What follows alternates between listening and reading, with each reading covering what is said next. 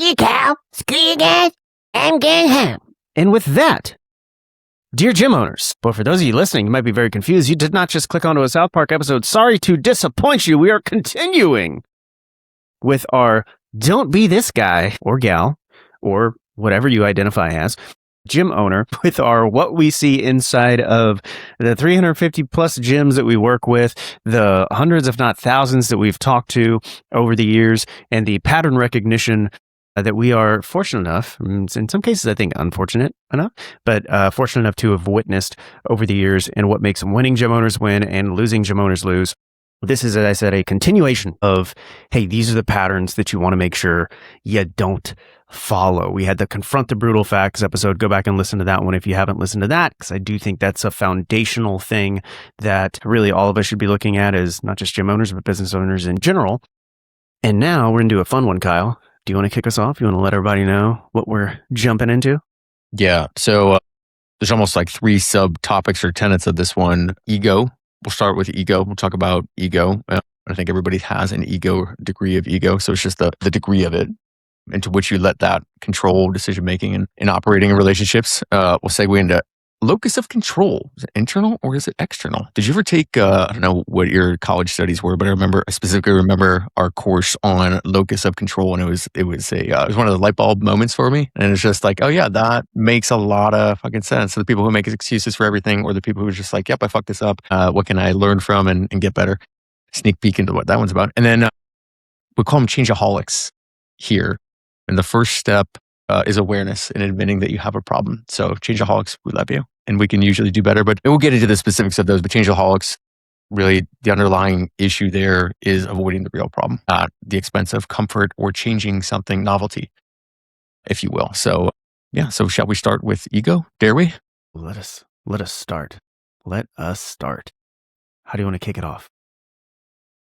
So I don't know, my perspective on it, again, I think everybody has, I believe there's probably some psychology here that somebody's listening to this with a background is like, yeah, you fucking idiot. Everybody has an ego. It is part of the human, right? And so when I talk about ego, when I talk to folks on our sales calls or really any calls, we talk about a white belt mentality, or the ability to be coached, the ability to check ego at the door and say like, hey, I might not know everything.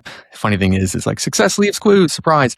The folks who are running, I think, some of the biggest, best, most robust, profitable operations, like just ego, they have ego, but it's not a factor when it comes to decision making. They know how to put that aside in lieu of data, facts, coaching specialists who might, be more proficient in a given, so like a marketing specialist, for example, who might be more proficient or might live in that domain or that world, and they respect the decisions there. Not that they yield to everything, but they understand that there's professionals, for a reason in a variety of different topic subjects. So the ability to keep the ego in check and still have it. Like I do think you need confidence, awareness of what is going on. I think that all those things do matter. You can't just submit and have no ego. I don't know that that's even possible, but again, the ability to check it, and yeah, I don't know. I'll pull it there. Yeah, I think one of the most ironic things when you talk about ego with gym owners, or really any business owner, is ironically your ego is likely the thing that gave you the guts, the chutzpah, the frickin' cojones to jump off the diving board, jump into the deep end, right, of owning your own business in the first place, right? Because you have to have a little bit, some little twinge of delusions of grandeur to think that you can jump out and do this thing better than typically wherever you're working or whatever else is available in the area or whatever it may be, right? However you first got your initial sort of jump into, not just into the industry, right? But into doing this on your own. And so that ego is part of what you almost need to get yourself into this position to be able to make these decisions in the first place. And gosh, I love it. I love you got the fire and everything else. Also, it's the thing that freaking kills you when you get into operating. So what we see, if we flip this lens into the reason we're so big on it and the reason that we think it's so useful for you guys to hear is because we've seen this movie like hundreds of times. And we've seen the movie where people come in, and oftentimes we will attempt, so for those of you that don't know, when we pressure you into booking your super duper high pressure sales call, like we don't make an offer to every gym owner that we talk to. It's certainly less than 50%. At one point, the stat we were tracking was like 30 to 40% of the gym owners we talk to and what have you. part of that is maybe you're not ready from a numbers perspective. Maybe you don't need paid ads. Like we'll tell you that too. The other part is coachability, right? Because we're looking at the headache factor of working with you, because like people that are super egotistical and have nothing to learn from other humans tend to be kind of annoying humans to work with and deal with. But the other side of that is just like, how can we make you successful? And if you feel like you are God's gift to the fitness industry and you have nothing left to learn, like we've seen the movie before, you're probably not going to be very successful.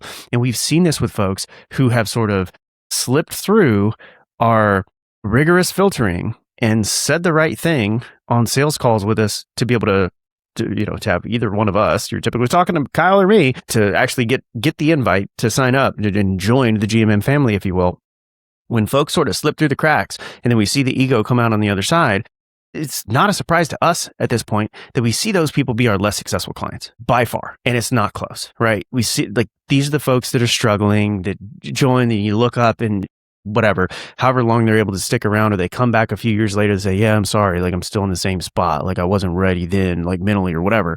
Like we see that all the time. And on the other side, we see the folks that are, and I still remember, like we've got multiple stories of these folks that like should have been egotistical, or maybe they really should never be theoretically, but they could have been. They had more of a right to be egotistical than anyone that we've worked with, right, to that point. You've got the Cam Peavies and the James Pratts, the Chris Proteins, which like is not his real name. I think he goes by. I've got to figure that out. Like where did legally change? Legally change. No, I actually don't think it would. No, it'd be cool with that.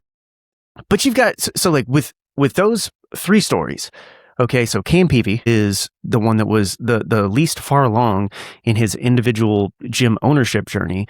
But when he came to us, and this is ages ago, he was struggling with one location, 10, 12K a month, like somewhere in that range if memory serves. But he got into gym ownership after being like a way higher up. Like he was pretty high up on the totem pole, if you will, at this one-on-one personal training franchise. So had sold like maybe not millions, but hundreds and hundreds and hundreds, probably millions of dollars, right? It doesn't take that much to get to millions of dollars of personal training sales. Had sold more in higher ticket one-on-one personal training than 95% of the gym owners in our universe had done at that time, certainly when they started with us. That dude did not miss a sales coaching call for like his first 3 or 4 months with us. He knew more about sales. He had more experience selling the thing that he was going to sell than the lion's share, if not all of our roster at GMM at that point, like certainly when they started. And yet he was diving into every coaching call, doing the recordings and going through the trainings and things like that. And lo and behold, the dude like took off immediately. He was one of our best like short-term success stories where he's like, yeah, I've added 20K. Like, oh, that's awesome. Like, love that 20K in MRR. And it's been like 3 months, 2 or 3. I'm like, holy shit. And the next month it was like, I added another 10K. Oh, 10K. No, 10K in MRR.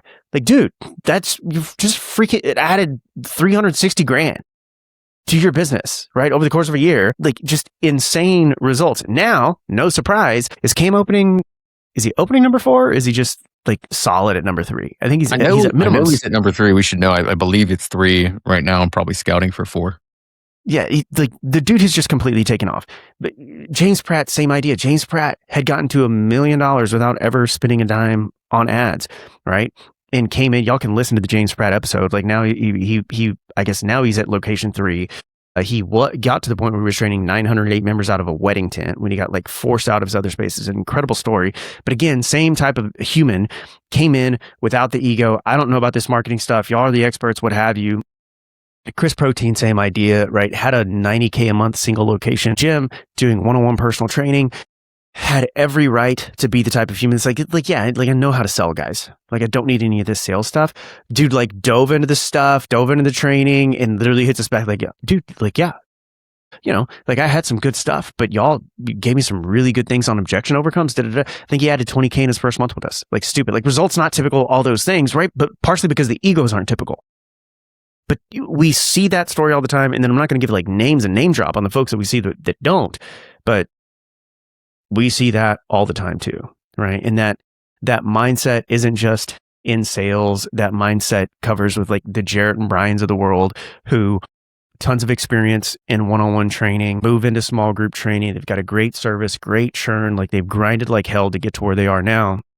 But even those guys with so much industry experience literally made multiple road trips to see what other folks are doing in the space, to say like, how can I make my product better? People are happy with it. We're getting referrals. We've got great retention, But what are they doing? What can I learn from these other humans that are in the industry to possibly make our product better?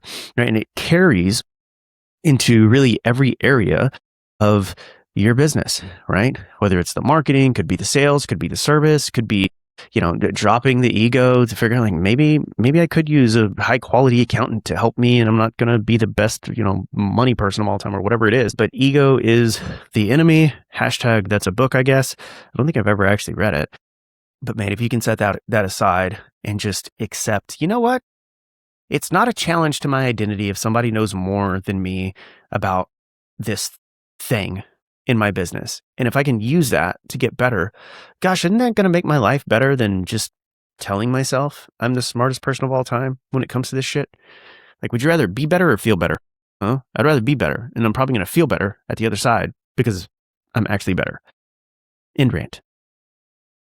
Make you better and faster too. Like it's going to speed up that timeline right there. Which is like, what's the quote? If you want to go fast, go alone. If you want to go far, go together. Is, to work with folks, work with the people who can complement areas that you are not the expert in. I took a note here. This is a filter for whether or not we hire somebody here at GMM, is like whether or not they can take coaching. And it's like, we have a pretty quick way of doing that, but it's like, if they cannot take coaching, it's like, thank you for your interest, moving on. If you are not coachable, and I'm not saying believe take everything we say with a grain of salt, always challenge, question. You should be inquisitive, and you should not believe everything that's ever or told to you or coached to you. In fact, those are some of the best relationships and best folks we work with, the ones who are curious. But if they just at the end of the day refuse to take coaching because they know better, like we all know how that story ends, and it's never good. Yeah, that doesn't mean, I don't know if you still say it to clients, but I used to say it to the parents of our athletes, and would still say it to clients now if they ask. It's like, dude, we're not marketing dictators, right? Like, this is a partnership. And the way I think about the partnership is, folks have ever played the game of bullshit, right? Well, I got a king of hearts or whatever, like, bullshit, right? Like, you have the right. I used to whisper this to parents with the kids on the other side of the gym. It's like, you've got the right to call bullshit on everything that we say. Now, if I can't make you feel good about that answer, then you probably shouldn't be giving us your money, right? Like, but you've got the right to call bullshit. It is okay to call bullshit, ask questions, be inquisitive. But also, it's like, you may want to be open to the idea that, hey, this might be able to make my business better, or this feedback that I'm getting from a gym owner on our group coaching call that's at 6 locations and has seen this story a few hundred times. Like, maybe I should take an idea from them on how to manage or hire my first employee, right? Like, there's being open to feedback and open to the fact that, hey, someone else on planet Earth might have some good ideas for how to make my business or my life better. It's probably good practice. All right. Do we move on to the next one? Is that enough on ego? Is there anything to? Yeah. I love this one so much. The external locus of control. So again, we're talking about like, what do the losing gyms that we've spoken to and in some cases worked with have in common? Oh boy, you did the class on it. Why don't you hit me? Talk to me, daddy. I have a problem with external locus of control. I think I take it too far. I have an obsession, potentially unnatural, with, except for when it comes to my wife, don't ask her, with making things my fault. You know this, we work together long enough. I love making things my fault because when they are, I can control for it, I can change it, I can then potentially solve or fix for it. And unfortunately, not everything is directly within our locus of control, but there's almost always something that you can find that is directly in your locus of control. Your sphere of influence might be another way to say this. So an external locus of control essentially says, there is some control that I can exert here. It might not be full control of a situation, but you can take responsibility, accountability, and then the most important piece is action on a thing, whatever the thing might be, or at least a component of the thing. Whereas an external locus of control is, I throw the hands up, I have no control over anything. And by virtue of that, none of this is my fault. Life is happening to me.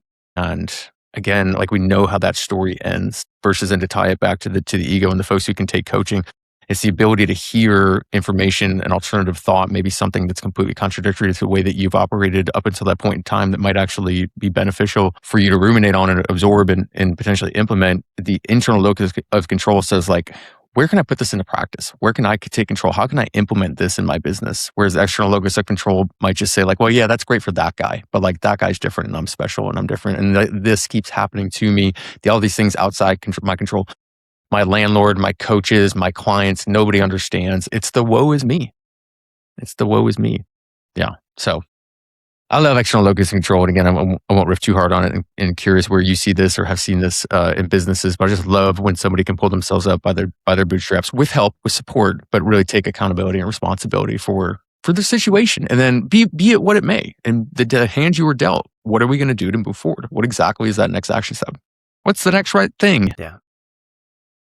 It's man, I want to go back to that. That's my. You know what? We're gonna tangent on that slightly. I want to get back to it. So maybe we won't. Maybe I'll save that for a different episode. The 2 greatest business documentaries and most instructive business movies you could ever watch of all time. I'll save that for a separate episode. That would be another quickie that we do. Now, so in terms of the external locus of control, where does this pop up? In I think Kyle explained it super well. It like for those, I don't know if this is like a weird psychological term that gym owners are unfamiliar with potentially, or some of you are unfamiliar with.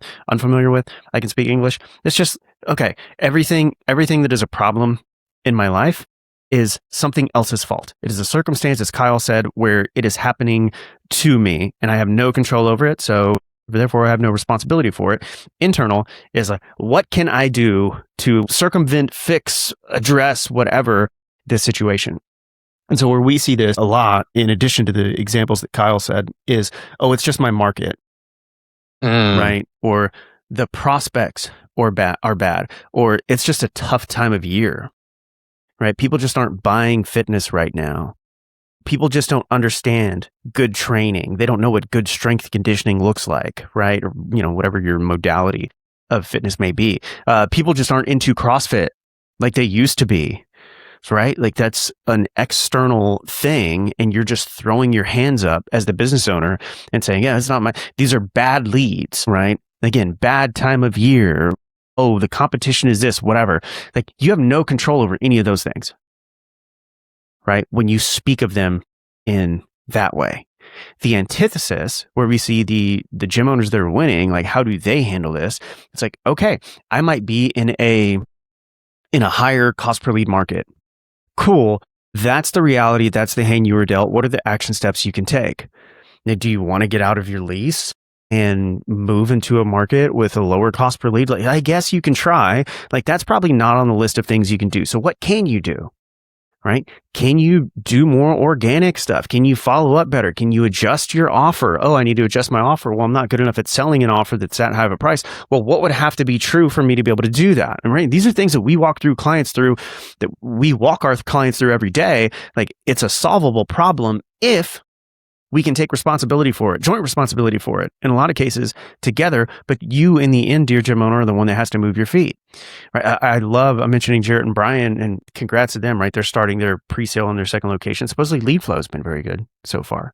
Yeah, already first couple of appointments booked, and it's like been a couple days. So looking forward to seeing how those guys crush. But dude, they have the best attitude. Like when it comes to so like for my money, I think December is the toughest time of year in fitness. Right. Now, our clients will know that I don't believe in slow months, bad months, pity parties, things like that.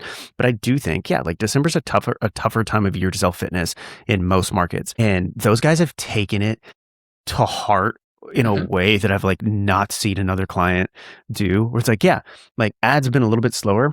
Cool. Like we've adjusted our offer. We're still selling people here, but we've booked like 3 or 4 events and we're going to do this, referral thing and this reactivation thing. And we are not sort of resigning ourselves to the idea, to these outside forces at play, that December is going to be a bad month for us. And they just fucking crush. Yeah. Like and they continuously do that in like every situation. It's, oh, I can control this. Leads are great. Reactivation campaign. We're going to do an upgrade program for our members. Like those are all things that they can control. And because of that, they are crushing and continuing to scale and everything else. Leads, can you follow up better? Can you adjust your offer? Whatever it may be. But the pity party of, oh, this is something else's fault. Again, it goes back to the same thing. Like, do you want to feel good or do you want to be good? You can blame your market and say the leads are bad.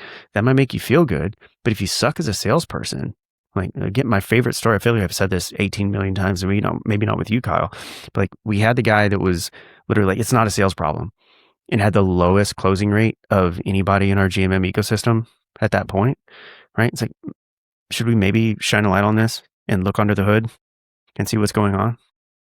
Like, I would argue yes, and let's just say that guy's not jumping to multiple locations and crushing it and everything else. Yeah. Funny, that was a perfect example of ego, because he knew it wasn't a sales problem. And upon further review, which we did actually get sales recordings on that one, and there was a plethora of things to coach on, and we did. It's just like, well, yeah, but it's not a sales problem. So you can ignore the data until it puts you out of business. I don't recommend it. I love what you said here, GR, on this concept or thought of like, what would have to be true in order to insert goal here. It's like, great, here's the facts, here's the data. What would have to be true in order for me to accomplish whatever that goal is, whatever it is. And then the other thing, to yes and what you're saying with Jerrett and Bryan, they just take this perspective. It's like, oh, December sucks. Cool. Challenge accepted. Let's fucking go. Mm-hmm. No excuses ever from those guys. And every single year, yes, can November, December be more challenging? Are folks more distracted as a generalization? Yes, and what are we going to do about it? Every single year we will hear from somebody, like, without fail, this has been true for the last 4 or 5 years that I've been here, that reaches out and says, like, we just had our best month ever. Not of the year, ever. We just had our best month ever. Like, that still happens. Yeah. That absolutely still happens. The economy is another one we hear. The economy is tougher. It's like, okay, cool. So like, let's pull up, let's play defense. Let's just make sure we don't lose, and able to shut everything down and let the fucking wolves that are out there go hunt and kill and put us out of business. Pass. Fucking pass. Fucking pass. Yeah, the economy. You can all like insert excuse here. There's a list of them. I promise, if you're looking for reasons, you will find them. If you're looking for a way to win and you surround yourself with the right folks, you will find a way to win as well. I did this on a sales call recently, where I actually did the exercise where I said, okay, Kyle, look around the room and count all the things that are green. Okay, I'm going to give you a few seconds. You look around the room, count all the things that are green. If you're watching on video, you can do this live with me, right? No, my room, because I know the colors. Yeah. Look around the room, count all the things that are green. Okay, count all the things. Do. All right, look down at your paper. Close your eyes. You can't look up. How many things were orange? Make a guess. 7. We're going 7.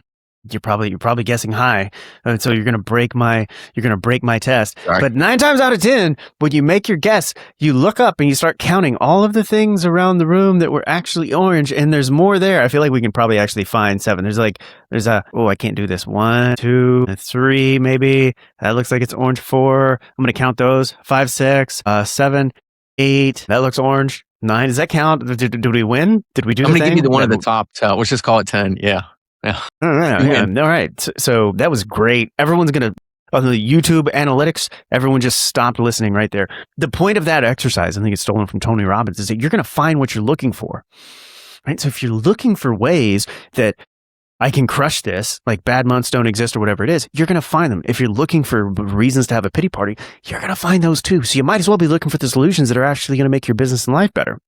The one tangent that I'll do on the bad months thing specifically is, and really I think you could apply this to any of these technically outside of, external forces problems. In December, if you're able to win in December slightly, when everybody else is like, batten down the hatches, don't do anything, like wait, even if you have a worse month than your typical months in December, but you're still out there and you're gaining a little bit of ground and you're growing when everybody else has shut everything down, churn is happening, et cetera, you actually are going to gain more ground on average against your local competition than you do in the months where everyone's crushing. So I always use December and January. Like, okay, if they gain 0 and lose 6 and you gain 6 when your normal month is 12 or whatever, and lose 2 because you're doing other things, like you gained more ground than in January when you both gained 15, right? Like it's actually more growth over the competition, like more local market share that you have gained over your competition when you can take that attitude. And so like those wins end up compounding over time and the losses do too, unfortunately. So it's like to whatever extent you can, please like take that internal locus of control. Yeah. What can you do? Good. Insert the Jocko good thing here. Yeah. Do it. Do it. Which sort of, this leads into the next one, Kyle. So often with the combination of the external locus of control will often come with changeaholics, right? I feel like the ego is kind of a thing too. There's a little bit of mental masturbation going on there, as you so eloquently shared with the Brutal Facts episode. But the changeaholic thing, I'll tell you my number one story.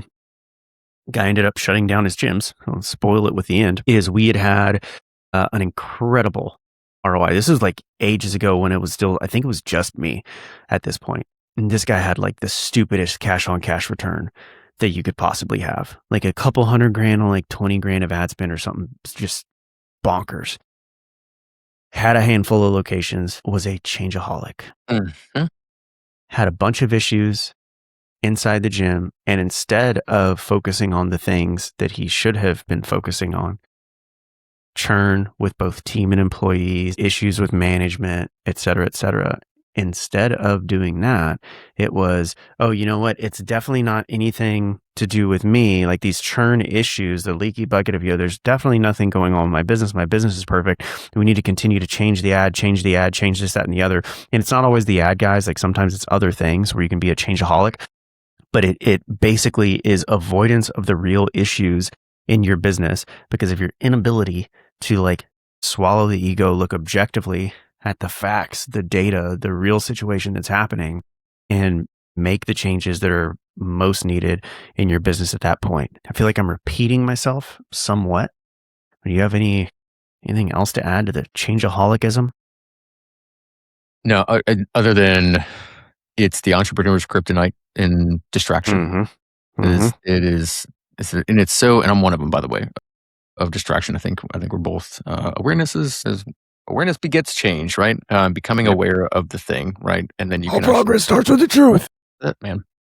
That's it. So changeaholics, looking for the next new thing, the next thing to change, pivoting on this, but like obsessing over the minutia, and minutia matters to a degree, but like if that's where you live and you don't actually, like you said, pull your head out of the sand once in a while, have coaching or accountability that can take an objective look at data, you're just beholden to distraction. And again, I've just seen too many entrepreneurs just go from one thing to the next. Like we talked about before, the logo, the fucking workout, the degree or angle of the fucking, like anything, insert thing here that you could obsess over. Yeah. And again, it just puts that, it's another external locus of control instead of taking accountability for these things that we need to own. By the way, I'm the owner, I'm the manager. These are my coaches. These are their KPIs that they need to own. It's an obsession with distraction, right? Because it feels good. And it is like that temporary feel good. And then you look up 3, 6, 12 months and the business is struggling, crippled potentially. Yeah. Yep. I used to say, I think boredom has killed more businesses than COVID ever could. Because I've seen way too many gyms change a winning offer or a winning strategy in lieu of like, even if everything else was good, like I've seen this like way more times than I can count at this point, where the gym owner would not be coached out of, this is maybe where it comes into ego. They would not be coached out of changing something that was working. And in some cases working like gangbusters. Like I think this is an easier change to make when it's just like, yeah, it's going pretty well. Right? Like we're making some money on the front end or whatever else, but I've seen it happen when folks are just crushing on the ads, first month ROI, cash collected, et cetera. And it's like, oh, we need to change the offer. We've been running this for a while. Okay, but tell me more about that. Oh, it just feels like it's getting a little stale, need to change. All right, look at the data. Like it hasn't gotten stale. Right? The data hasn't changed. Like you've just gotten bored. Right? And in the past, I wish I would have said it like that, because internal locus of control, it's like, well, fuck, I could have done a better job coaching them, potentially, exactly. Right? I don't remember necessarily, but like, yeah, that part is totally on me. And that gym owner would probably have had better results if they had swallowed the ego of, I feel like I need to change the thing so I can make this my idea, and this is my idea, and I'm really emotionally invested with the idea. And just continued running the play that was working. We've got so many folks now that are like multiple locations that really have been running the same offer for the most part for, in some cases, years, or the lion's share of those years, right? If it ain't broke, you don't fix it. You keep doing the thing. Had the conversation, shout out Harrison Elias. dude, I don't want to give away too much of the story because there's like some connection between some of these stories. But Harrison, shout out those guys. So they've been on the sales coaching calls a bunch lately. Him and his team. He gets him and his two sales guys on there pretty much without fail every week. They have transformed their closing rate. They're like closing upwards of 80% of everybody that sits down with them to not cheap things, right? No low barrier, this, that, and the other. So they're selling, multiple hundreds of dollar memberships. I think they're, 300 plus a month, 80% plus close rate across the team. And he's like, I'm wondering if I should change how we're presenting XYZ thing to the athletes. Right. He wanted to show some data and whatnot, things like that. And wait, you're closing at 80% plus? Like, to his credit, he's like, I'm figuring that we probably shouldn't do anything because the data's here. But like, there was more context to it. Like, he's like, could I put it on a TV? Right now I'm showing them on the iPad. So, dude, like, it was actually a somewhat valid argument for their sport performance program. I was like, no, you don't need it. Like, you're showing them on the iPad. It's perfect. Like, you don't need the TV or projection screen or whatever else. Like, you're doing great. Fucking keep running the play. So he got there. I didn't have to like they're doing great. This was not a crazy distraction thing. Like I've seen in the past, like, should I change my pricing sheet? Like, like I've heard these people have this folder. Like, what's your closing rate? 85. Dude, no. Like the one thing you could change on your pricing sheet is maybe hitting backspace and replacing the 3 with the 4, Exactly. But outside of that, like, no, let's not change shit. Sorry, I tangented there. Hashtag stories. But if it ain't broke, don't fix it. Oftentimes we are doing this, as you said, out of avoidance or distraction, right? We know there's something else in the business that we should be focused on, and we are avoiding that and wanting to feel productive. And so one way we can feel productive is by saying, hey, let's change an offer. Hey, let's adjust our programming, blah, blah, blah. The angle on the bench, whatever the hell, you mentioned some really good things there. Mm-hmm. And our most successful gyms do not do that, right? They're focused on the main thing. They're not changeaholics. They're letting the data drive decisions and so on and so forth. So what else do we have today? To put it well on that piece, I took a couple of notes as you were chatting. As I oftentimes do, GR, as you conversation gets more and better and deeper thoughts. So I've seen this manifest two ways personally. So I think when you're the solopreneur, you have the avoidance of the pain distraction of like, well, it can't be this thing. Let's change the offer. Let's do this. Whereas like we really need to double down on whatever it might be, bulletproof follow-up, sharpening the saw when it comes to the follow-up conversations, the sales itself, whatever it might be. And then also folks who've scaled. I've seen this, especially when they go to hire. It's like, well, now what do I do? Well, what about this? And what about this? When they go to this laundry list of ideas, this, again, entrepreneurial, just a million ideas all the time of all the things that they could be doing because it could be more, it could be better, it could be this, instead of focusing on continuing to keep the main thing, refining the thing that they've gotten really good at, continuing to coach and then lead their team, developing their systems better. So yeah, we've seen this present in different ways depending on where folks are at in their business. And the antidote to the kryptonite to the distraction is focus. And then just commitment to picking the play. We talk about it here, pick the play and run it. Some of the best advice I ever heard or got, folks are like program shopper. They're looking at a bunch of different options or gyms, whatever it might be, is like pick the thing and go all fucking in on that thing. So at the end of the day, when you analyze and assess whether or not it's working out, that you've given it everything you got. You bought into and committed to, like, that's a strong word, by the way, the program itself. Mm-hmm. And you've given yourself no out. You're not looking for that external locus of control. Well, this isn't working. Well, this isn't working. And that thing didn't work. Is really just double down, commit to the thing. And don't be ignorant. Again, review, assess the data, see if it is, to make sure that it is working. But you'll have a better feel for things if you can actually truly commit to something versus always being distracted. Again, the entrepreneur's kryptonite. Yeah. I don't know if this is a thing that is worth touching on or not. But as you're speaking to committing to the program and things like that, it's not so much been a pattern. Like, it's been tough for us to identify this as a pattern because there's certainly, like, there's a lot of, I don't think it's a surprise. There's a lot of shit in this industry, whether it's coaching companies or agencies or what have you, speaking specifically to like the gym and fitness space. And we've had way too many people come in after trying everything under the sun. Right? Like, shout out Anthony in Washington, tried everything, was with, I think, the biggest company in the space at the time, was struggling, like doing good on front end cash, but not really making it work on the back end. And again, I think it tried multiple programs before coming to us. And like, now it's a year later, like now he's doubled the business and it's recurring revenue. Like, so yes, this isn't a pattern that we can say, oh, you've done a million programs, so we're definitely like, you're the problem because we've helped too many people that have gone through all the programs and not done well. And then, we're finally able to help them connect the dots in the way that they're able to go run and do the thing that they've always been capable of. It's just like, maybe we had a little unlock here and there. Maybe we do some good things, whatever. But there's also been cases where it's like, oh, you've tried everything. And I'm going with this? I'm going? Sure. It's like, if all of your relationships end in crazy toxicity and, the cops being called, it's like, sometimes it makes sense to look in the mirror, which I don't know if there's a there for us because we've helped so many folks that have tried everything do that. It's like, it could be worth a look in the mirror, right? Like I don't know. I don't have a deeply tactical thing. Maybe that's just that feels like a weak thought for us to end on, but there's something there. It's like, look inside a little bit, use the mirror, not the window. And that's one of, so as I'm prepping for a call and on our intake form, it sounds like, what have you tried before? And so often we'll see, I've tried every agency. I've been with every agency, this, that, and the other thing. And like the insert story here of what happens.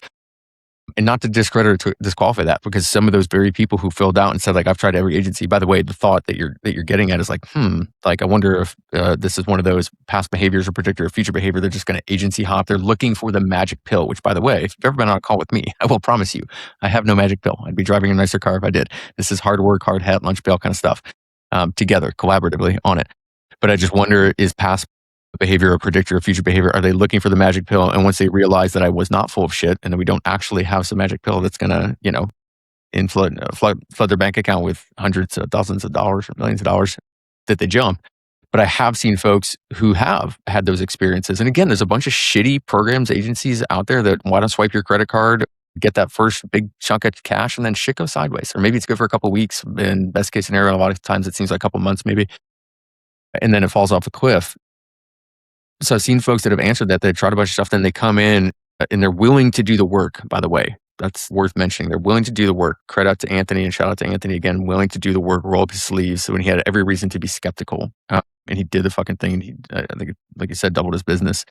So I've seen those folks who tried all the things find, again, something here. Was it an unlock? Was it a different perspective? Again, unless you do today and you found it this morning. Oh, we don't have the magic pill.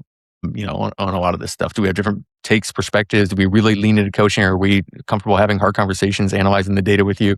Being a white belt ourselves and not claiming that like, oh, all you have to do is run this offer, sell this thing, and you're going to be a millionaire tomorrow. Bullshit.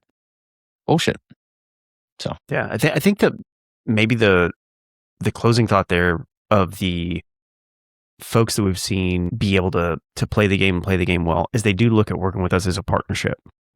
And so it's figuring out what's going to be the thing that makes sense for them together. So I think one of the issues with it, maybe this is the pattern. This could be the thing, which is somewhat ironic because it may involve like changing the offer. But so many companies out there, I feel like they're one-trick ponies. It's like, if you can't do the free 6-week challenge or you're not comfortable with that, then sorry, right? It's your limiting beliefs. Like, we're going to blame you. Whereas like, we've got an almost infinite number of potential chess moves that we run. And like, dude, like marketing is a 9-letter word for experiment. Even with us, we probably have more experience marketing this stuff than like, I don't know, most of the industry at this point, right? Like probably the most, certainly for small group personal training gyms and helping them scale and get to multiple locations and whatever else. Even with our context of like multiple 8 figures in like just gym ad spend and only being focused on that all day, every day, like the first thing doesn't always like go off like gangbusters. Where it has worked is when that gym owner says, okay, like let's look at it. Let's look at the data. Let's look at the feedback. What do we think might work next? And they're open to us saying, you know what, seeing this in your account, maybe we need to make this adjustment and change to this type of offer. Like, how open are we to that? So, well, tell me about it. Like coach me through it. And like, I think that's what happened with Anthony, is him being willing to be coached through it. That's what happened with Max at P-Hub, right? Who's like exploded his gym, gone through all the stuff. He was the one that started with us, like had tough runnings early on, but it was a partnership. And he looked at it as a partnership when we were able to figure it out. And now he's off to the races. So I think maybe that's the takeaway, is willing to work on it together versus just blaming, external forces. And again, being able to swallow swallow the ego and say, all right, like, what can we do now? Help me through this. And we work through it together. So there we go. End rant. So to bring it all home, Kyle von Karlowitz, what losing gyms have in common? We got to swallow the ego, right? We got to check the ego at the door. If we don't, you have a high probability of being a losing gym and a losing gym owner, which we don't want you to be. We're rooting for you so hard, right? And people can change and grow.